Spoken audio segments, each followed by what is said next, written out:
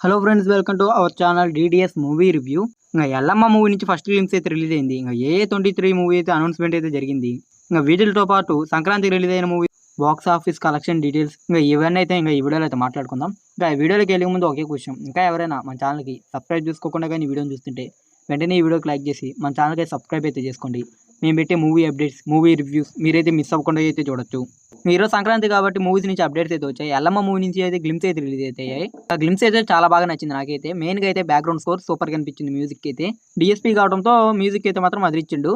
ఇంకా లుక్స్ కూడా అయితే డిఎస్పీ అయితే చాలా బాగున్నాయి. ఇంకా ఈ గ్లిమ్స్లో అయితే నేనైతే మాత్రం బలగం రేంజ్లో అయితే అలాగైతే కానీ ఏదో పెద్ద కొత్త కాన్సెప్ట్ అయితే చేస్తుండ్రు.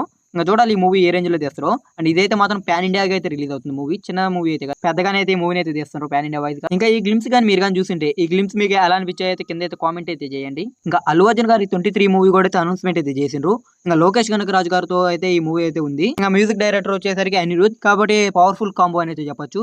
మెయిన్ గా అయితే బ్యాక్గ్రౌండ్ స్కోర్ అయితే చూపించిన గ్లిమ్స్ లో అయితే మాత్రం అదిరిపోయింది. ఇంకా లోకేష్ కనకరాజు గారు కూలీ ఇలా కాకుండా మంచిగా విక్రమ్, ఖైదీ ఈ రేంజ్ లో కానీ తీస్తే ఎక్సలెంట్ గా అయితే కలెక్షన్ అయితే వస్తాయి. ఇంకా అనిరుద్ ఎలాగో బీజియం అయితే అదరగొడతాడు. మరి ఈ మూవీ ఎల్సీయూలో లింక్ ఉంటుందో లేదో మరి తెలీదు. ఎల్సీయూలో లింక్ ఉంటే చాలా బెటర్ అని చెప్పొచ్చు ఈ మూవీకి. చూడాలి లోకేష్ కనకరాజు గారు ఈ మూవీని ఎలా తెస్తారో. ఇంకా ఈ మూవీ మీద ఎంతమందికి ఇంట్రెస్ట్ ఉందో కింద కామెంట్ అయితే చేయండి. ఇంకా మనశంకర్ వరప్రసాద్ గారి మూవీ అయితే 3 days రన్ అయితే కంప్లీట్ అయితే అయిపోయింది. ఇంకా ఈ మూవీ 3 days లో ఒక నైదాం నుంచి 19 కోట్ల దాకా అయితే షేర్ని కలెక్ట్ చేసింది. ఇంకా సీడెడ్ లో 8 కోట్లు, 2 తెలుగు స్టేట్స్ లో అయితే 56 కోట్ల దాకా షేర్, అలాగే 78 కోట్ల దాకా అయితే గ్రాస్ అయితే కలెక్ట్ చేసింది. ఇంకా వరల్డ్ వైజ్ గా చూసుకుంటే 78 కోట్ల దాకా అయితే షేర్ అయితే కలెక్ట్ చేసింది. అదే గ్రాస్ 130 కోట్ల దాకా అయితే గ్రాస్ అయితే కలెక్ట్ చేసింది. అది రాజాసాబ్ కలెక్షన్ చూసుకుంటే ఈ మూవీ తెలుగు స్టేట్స్ లో 100 కోట్ల పైగా గ్రాస్, అలాగే 60 కోట్ల దాకా అయితే షేర్ కలెక్ట్ చేసింది. ఇంకా వరల్డ్ వైజ్ గా చూసుకుంటే ఇప్పటికి 6 days కి ఈ మూవీ 185 కోట్ల దాకా అయితే గ్రాస్ అయితే కలెక్ట్ చేసింది. అదే 86 కోట్ల దాకా అయితే షేర్ అయితే కలెక్ట్ చేసింది. ఇంకా ఈ మూవీ బ్రేక్ ఈవెన్ టార్గెట్ 105 కోట్ల దాకా అయితే ఉంది. ఇంకా చూడాలి ఈ ఫ్యూచర్ లో ఎంత కలెక్ట్ చేస్తుందో. బత్తమాక్షలు విజ్ఞప్తి మూవీ విషయానికి వస్తే ఇంకా ఈ మూవీ అయితే 2 days రన్ లో నైజాంలో 1.10 కోట్ల దాకా అయితే గ్రాస్ అయితే కలెక్ట్ చేసింది. ఇంకా సీడెడ్ లో 36 లక్షలు, అలాగే ఆంధ్ర మొత్తం కలిపి 3.2 కోట్ల దాకా అయితే షేర్ అయితే కలెక్ట్ చేసింది.